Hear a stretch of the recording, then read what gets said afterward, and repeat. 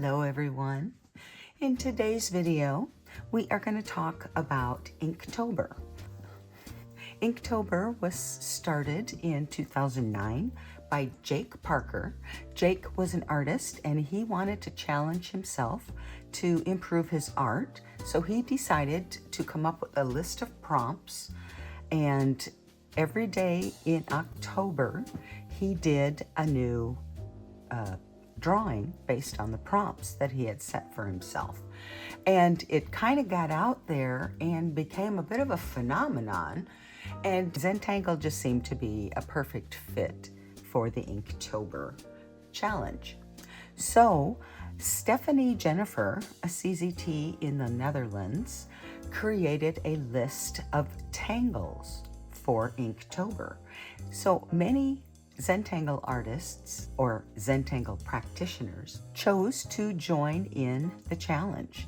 And the first time I did it, I had just become a CZT, and I thought it sounded like a fun challenge. And you know, I was new, learning new tangles and things, and I saw it as an opportunity for me to improve my art.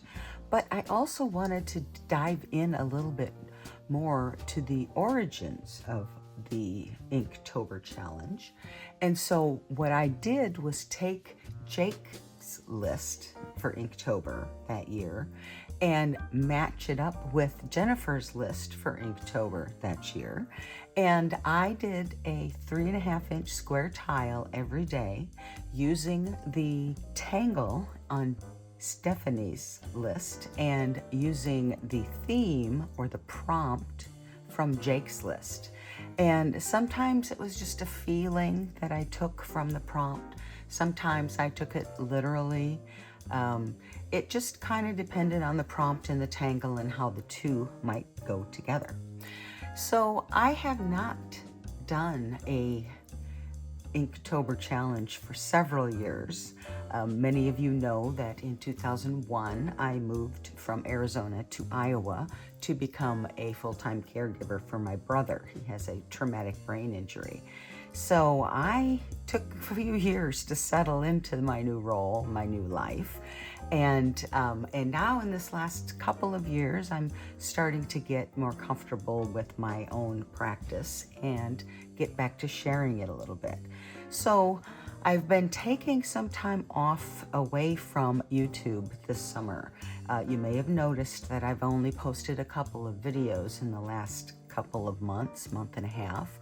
But I began teaching in person, and I got a little bit overwhelmed. First, it was just taking a break in August. And then in September, I was a little overwhelmed working with my in-person classes. And so I haven't done a video, and honestly, I haven't been inspired to do a video. And so I like to, have some sort of inspiration to move forward with. I saw Inktober as the perfect opportunity for me to do just that. So I use my Zentangle journal to practice quite a bit. And this year for the Inktober challenge, I have decided to use the Zentangle 3Z tiles. They're triangle-shaped tiles. I think a bijou tile is a little too small at 2 inches square for me. I like to draw big.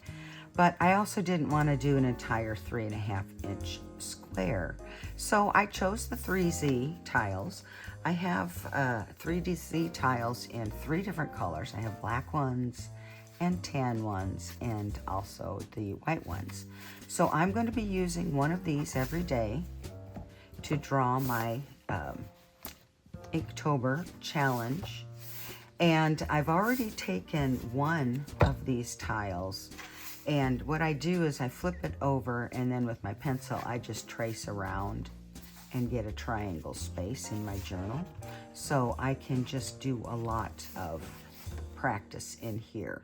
So I've taken my 2 lists, and I have the prompt. So let's say for the 19th of October, the prompt is Arctic, and the tangle is Mirth, which is one of Zentangle's tangles.